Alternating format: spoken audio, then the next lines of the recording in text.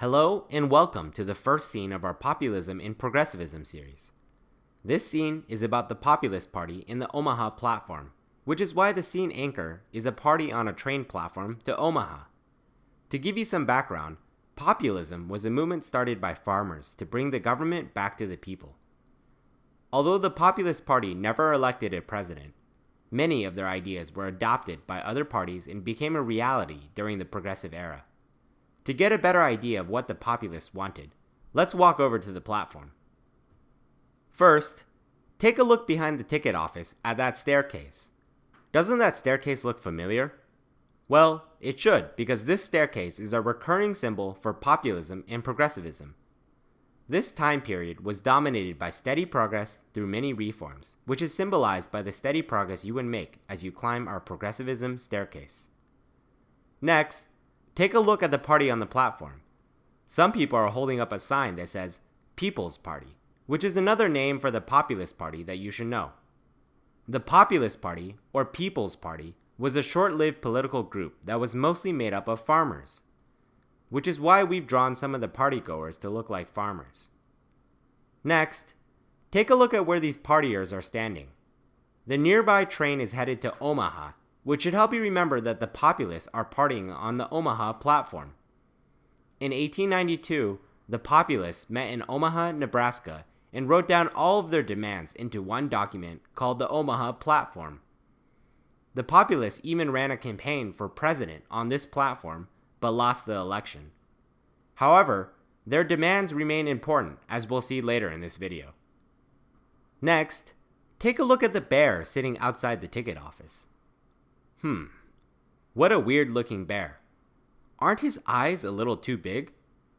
Well, we drew the bear like this because we wanted these bear eyes to help you remember the name Williams Jennings Bryan, or Bryan. Bear eyes for Bryan? Anyways, Bryan was a populist and a Democrat who hated the gold standard and embraced the idea of free silver or bimetallism. Bimetallism is a very important and frequently tested concept, so we're going to take a moment to help you understand this principle. The two metals in bimetallism are gold and silver.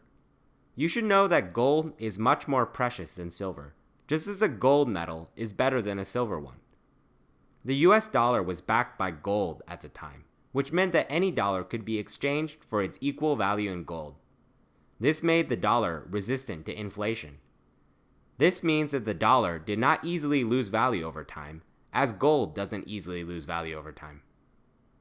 But farmers and populists hated this. Why? Well, farmers were growing too many crops, which made the crops lose value. In order to recover their losses, farmers responded by growing even more crops, causing the crops to lose even more value, leading to a vicious cycle. In response, the populists wanted bimetallism, or the introduction of a silver-backed dollar on top of the gold dollar, because this would cause the dollar to lose value by inflation. A dollar worth less would raise crop prices, helping farmers. Returning to the image, the cross of gold in this bear's arms symbolizes Bryan's famous Cross of Gold speech at the Democratic Convention of 1896. In this speech, Bryan attacked the gold standard and asked for unlimited silver coinage at a 16-to-1 ratio to gold, which would cause inflation, helping farmers. To help you remember these facts, we've drawn inflated silver balloons with the number 16 above the bear. The combination of the gold cross and the silver balloons should help you remember bimetallism.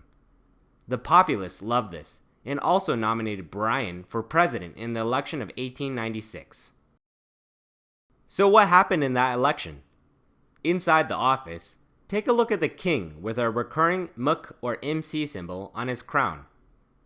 This is to help you remember the name William McKinley, who won the office of president in 1896. Although Bryan got the nomination of both the Democrats and the populists, he never made it into office, just like how this bear has been shut out of the ticket office. Although bimetallism never happened, many populist ideas in the Omaha Platform later became law. First, notice how McKinley is wearing a ballet dress? This should help you remember the introduction of a secret ballot. Before, citizens had to declare their vote choices to local officials. The secret ballot made votes private and improved fairness in elections. Next, check out the graduation cap on the tax form. This is to help you remember that a graduated income tax became the 16th Amendment. Graduated taxes meant that wealthy people who earned more money paid more taxes than poorer people, a major demand of the Populist Party. The more you make, the more they take. That was their slogan.